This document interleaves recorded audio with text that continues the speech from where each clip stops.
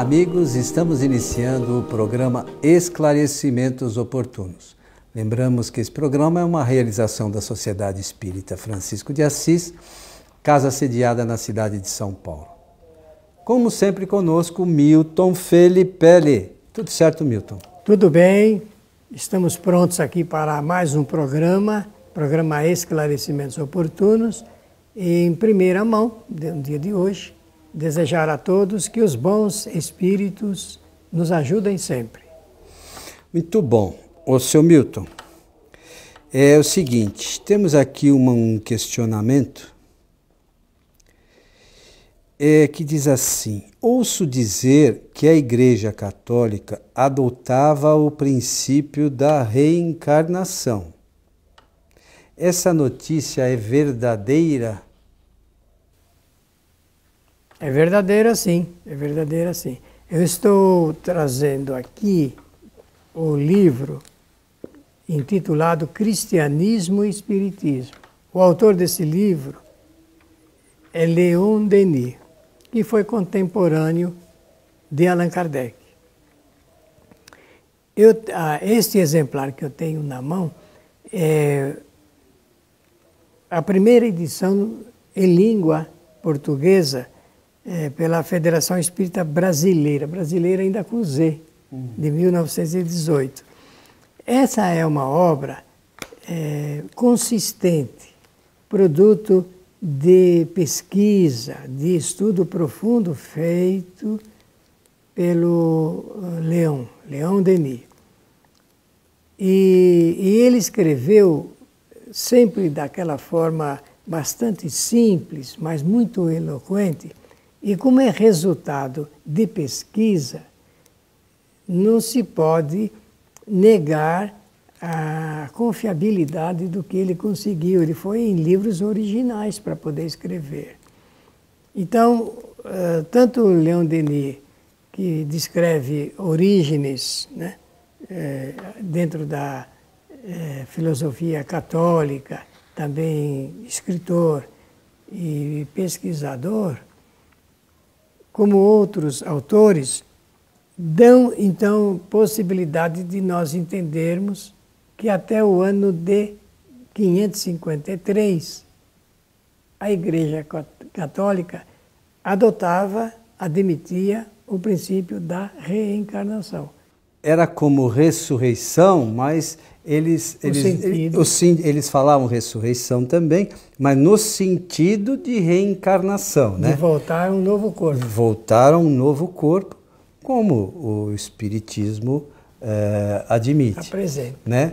Então, é por conta do Concílio de Constantinopla, não é isso? É, no segundo concílio. De Constantinopla. De 553, do ano de 553. Houve essa modificação. Revogação. Na verdade, era um dogma, isso mesmo. E não foram os católicos, nem os papas que mudaram isso, né? Não foi a iniciativa da igreja, mas foi o Justiniano, né? O dono da igreja.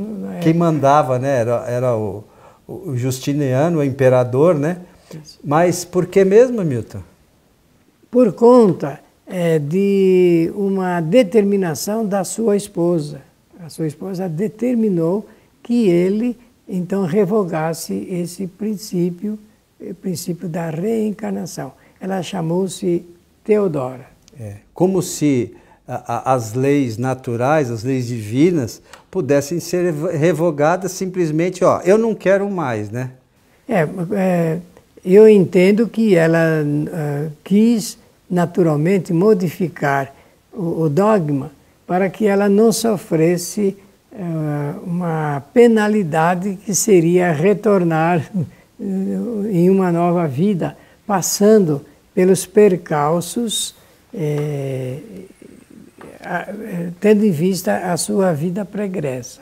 Então, com medo do que viria a passar, ela tentou, através do decreto imperial, mudar a lei da reencarnação. Não vai existir mais reencarnação. É interessante isso, porque a gente fala assim, puxa, se tudo pudesse ser modificado à custa de decreto, lei, assim... Não, eu não quero mais, pronto, não vai ter mais a lei de causa e efeito. Pronto, eu quero, não vai ter Por mais. exemplo, vamos determinar que a partir de hoje não vai existir mais sofrimento. Olha que seria legal, não tem mais sofrimento, mas não é bem assim, não é? Na lei do Criador, na lei de Deus, que é tudo previsto como providência pela bondade, a excelência do Criador, então isso favorece o espírito na sua jornada de evolução. Como nós estamos já há quase 553, então mais de 2000 anos, né? Não, 1500 e poucos anos a mais, né? 550 mais 1500 dá 2000, quase 1480 anos, vai. Muito bem, muito bem. Você matematicamente pegou bem a data. Então, dizer assim, meus amigos, claro que a nossa irmãzinha Teodora hoje já não pensa mais dessa forma, porque sabemos lá quantas vezes ela já retornou depois daquela data, né? E a Teodora, segundo consta, né, ela se casou lá com o Justiniano, mas aí ela tinha uma história que ela era prostituta, né, e ela mandou matar mais de 500 pessoas que tinham trabalhado com ela, vamos chamar assim, né, porque ela não queria que tivesse testemunha para nada. E como se isso fosse uma solução. Resolvi o problema, ninguém sabe mais e pronto, né? Agora vejam vocês que coisa interessante. Nós, pelo Espiritismo e amparados no conhecimento espírita, sabemos que a lembrança é parte integrante do pensamento do espírito, porque ele vivencia as experiências e isso é registrado na lembrança. Normalmente se chama tecnicamente pela memória, e eu chamo de lembrança porque fica mais fácil aliar o estudo espírita. Como a lembrança está integrada no pensamento, ela não pode tirar essas lembranças, não pode modificá-las, não há como fazer isso. Então, o espírito estará sempre se lembrando de seus atos, daquilo que fez, daquilo que não fez, do que prometeu fazer, e é assim que o espírito faz reflexões sobre a sua encarnação. A cada uma delas, ele faz reflexões sobre o que pretendeu fazer, o que fez e o que deixou de fazer, o que aprendeu, o que não aprendeu, o que cometeu de deslize, e com essa contribuição de lembrança, é que ele vai olhando para frente e vendo o que é que ele precisa fazer, quais são as iniciativas que precisa tomar para tornar a sua vida melhor. Então, veja, Milton, essa coisa como é interessante. Nós aqui, quando encarnados, quando a gente se dá conta que cometeu, claro que aqueles que estão dentro de uma normalidade, né? Quando a gente se dá conta que cometeu um equívoco, pelo pensamento a gente não fica meio que sofrendo pelo erro que cometeu, pelo deslize, e a gente está aqui encarnado. Agora, você imagina um espírito como esse da Teodora, que mandou matar 500 pessoas, aproximadamente. Num primeiro momento, talvez ela não tinha consciência, não, vou revogar a lei e tal. Agora, imagine quando esse espírito retorna para a erraticidade, para o mundo espiritual. As reflexões que ele faz sobre esse equívoco... É um tormento, né? Você já pensou o sofrimento desse espírito? Porque a dor do espírito é sempre consciencial. Como é que a gente aqui, quando comete um equívoco, sofre. Puxa, eu fiz isso, não devia ter feito e tal. E às vezes são coisas bobas. Imagina você tirar a vida de 500 pessoas. Como ela, muitos. Outros tantos, né? Imagine como é no mundo espiritual o sofrimento desse espírito e de todos esses outros que cometem esse tipo de atrocidade, né? E o ciclo é interessante porque, segundo a lei de causalidade, que cada causa produzida pode ter um ou mais efeitos, e cada um ou mais efeitos, por si sós, eles se tornam depois novas causas, que têm novos efeitos. E assim a coisa vai num progresso até diluir as causas através dos efeitos decorrentes. Porque na nossa vida, tudo é assim. Tudo é assim. Nós sofremos e o sofrimento é um efeito. Ele, por si só, é um efeito. Quando alguém sofre, a gente tem que perguntar assim, qual seria a causa que levaram, as causas que levaram a esse sofrimento. Se nós conseguirmos responder essa pergunta, ficará fácil também concluir que aquele sofrimento se tornará novas causas para ir diluindo até realmente desaparecer totalmente as causas produzidas pelo espírito e ele então deixa de sofrer em função daquelas causas. Só que tem um detalhe, novas causas foram produzidas.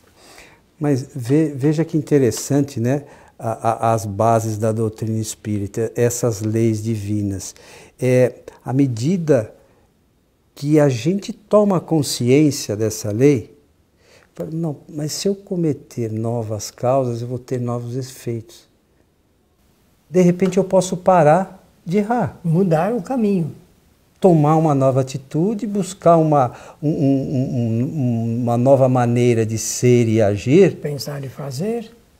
E aí eu posso no futuro, mas eu vou ter ainda alguns efeitos de outras coisas, mas eu já aprendi. E aqueles que eu tinha como sofrimento passa a ser algo, pode ser uma alavanca para o meu aprendizado.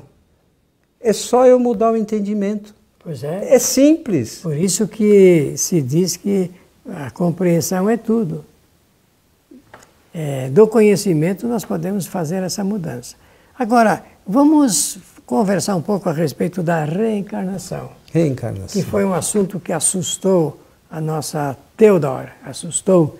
Ela quis mudar o dogma para alterar o resultado. A reencarnação é uma lei de justiça. Eu posso acrescentar a seguinte palavra depois, de justiça e de amor.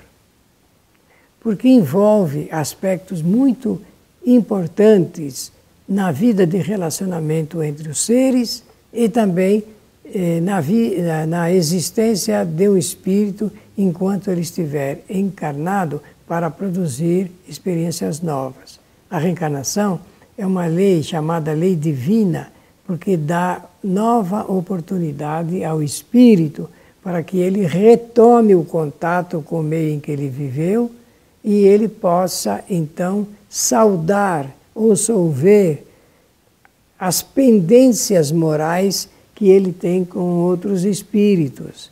Nessas pendências morais é que reside o fato novo que faz parte dessa lei benigna. É uma lei de justiça e de amor, porque dá novas oportunidades ao espírito para que ele faça novas experiências. Interessante ressaltar aqui, em nosso estudo, que essas novas experiências resultam em novos conhecimentos. O espírito extrai novos conhecimentos, sempre e cada vez mais. Mesmo que dá a impressão que não aprendeu nada, a impressão que não aprendeu nada, o espírito está, ou na teoria ou na prática, aprendendo alguma coisa relacionada com a vida pregressa e aquela presente que ele está passando como experiência nova. É uma lei, portanto, divina. É uma lei, a reencarnação é uma oportunidade sempre do espírito, nessa fase humana, ter novos corpos para fazer essas novas experiências. Isso aí assusta um pouco certos religiosos, né?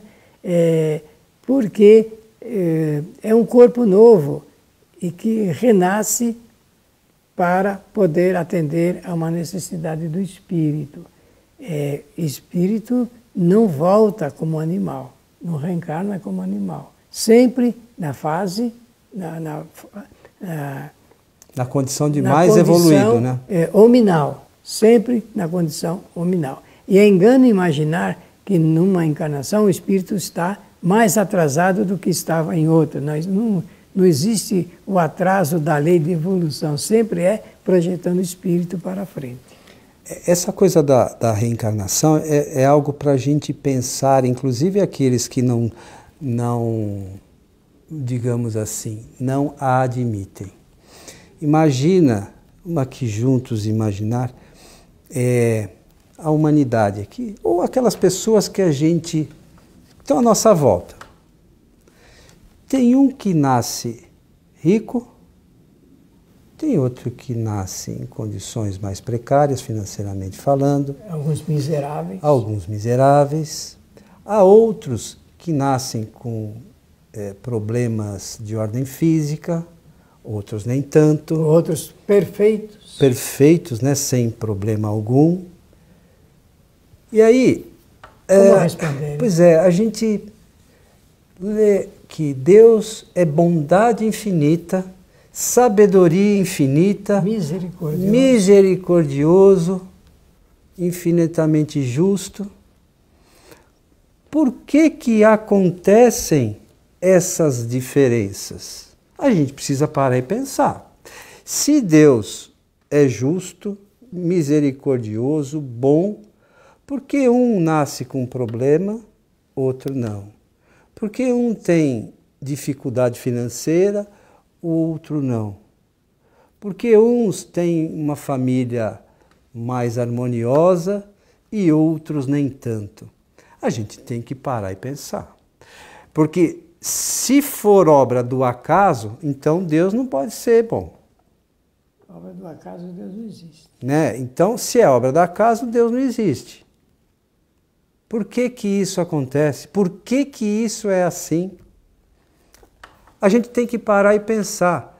Só isso faria com que a gente mudasse a nossa maneira de ver o mundo. A doutrina espírita traz essa informação. E nós já paramos para pensar nela? Precisamos pensar.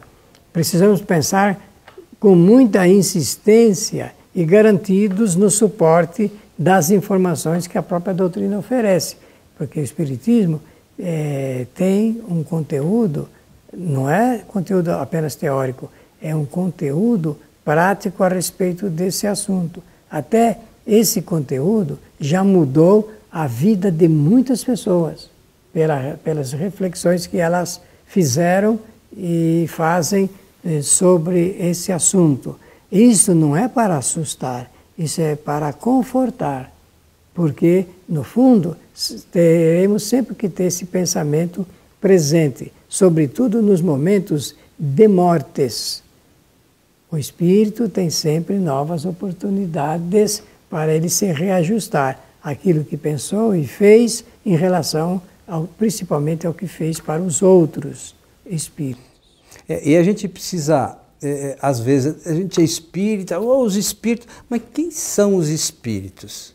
A gente se dá conta disso, de quem são os espíritos? Porque você vê, tem a novela aí que está falando, a médium lá, que não é uma médium espírita, ela é uma médium, mas não espírita. Porque ela acredita em outras coisas que não tem muita relação com o espiritismo. Mas ela fala assim, eles estão me falando. Eles estão me falando. E quem são eles? A gente não se dá conta que eles somos nós. Agora, nós estamos aqui encarnados. Quando a gente voltar para o mundo espiritual ou para o estado de erraticidade, somos nós que falaremos para os médiuns, se estivermos preparados. Ou obsediaremos se não estivermos muito preparados. Então, a gente vai, por exemplo, numa casa espírita, pedir uma psicografia de um ente querido e não se dá conta que ele é um espírito. Eu quero uma psicografia. Como se fosse assim algo... E não se dá conta que aquele espírito continua vivo, que ele vai reencarnar, e a gente só quer resolver o nosso problema. Dá para entender isso? Considerando a natureza humana, até podemos compreender que a busca é sempre de soluções para os problemas de ordem pessoal. Mas às vezes é um contrassenso. Não, eu vou resolver, eu quero uma informação do meu parente que retornou para o mundo espiritual, mas eu não me dou conta que ele é espírito, que ele traz informações por via mediúnica, que ele vai reencarnar. A gente parece que não liga os pontos. Aqueles, lembra que tinha os numerinhos, 1, 2, 3, 4, 5, e a gente não consegue ligar os pontos. Lembra, sim. É uma coisa, parece, depois do que a gente entende, fica simples. Mas antes disso, meio complicado às vezes para as pessoas, evidentemente. Então, nosso programa trata de reencarnação. Reencarnação não é a mesma coisa do que ressurreição. Ressurreição é voltar à vida no mesmo corpo. Reencarnação é retornar em nova oportunidade, em novo corpo, para fazer novas experiências. E também, reencarnação não pode ser considerada como metempsicose, que é uma palavra que existia e ainda existe naturalmente, mas pela metempsicose o espírito volta, tanto pode voltar como ser humano, como voltar como animal. Que algumas filosofias, algumas linhas de pensamento admitem isso e a gente respeita, mas não é o pensamento espírita. Doutrinariamente não é dessa forma que o espiritismo explica. Então, meu amigo Milton, fica aí a nossa indicação para que as pessoas leiam um pouquinho mais a respeito disso, né? Estudem um pouquinho melhor essas questões relacionadas com a reencarnação, porque afinal de contas ela está ligada diretamente com a nossa vida. Claro. Né? Nós somos espíritos imortais, estamos agora encarnados, estaremos outras vezes encarnados, e a gente precisa entender como é que funciona esse mecanismo, né? De idas e vindas. Para entender como funciona o mecanismo da constituição do núcleo familiar. Nossos pais, irmãos, tios. Afinal, quem são esses espíritos que compuseram o núcleo em que vivemos? Que a cegonha não deixou ninguém cair lá por acaso, né? Caiu do bico, deu sorte. E porque a gente escuta alguns, eu tenho até a pessoa que tem uma certa proximidade, que fala assim, eu não pedi para nascer, muito menos nessa família. É lamentável, né? Que uma pessoa ainda pense assim, né? Mas não sabe, né? A gente pode emendar, você não pediu para nascer, você pediu para reencarnar. Isso aí, seu Milton. Chegando ao final de mais esse programa, seu Milton. Muito obrigado pela atenção de todos. Desejamos que os bons espíritos nos ajudem sempre. E fica mais uma vez o nosso convite para assistir ao vivo às nossas palestras públicas, que são realizadas às sextas-feiras, a partir das 20 horas, e as transmitimos ao vivo pela nossa página no Facebook, que é o Programa Transição.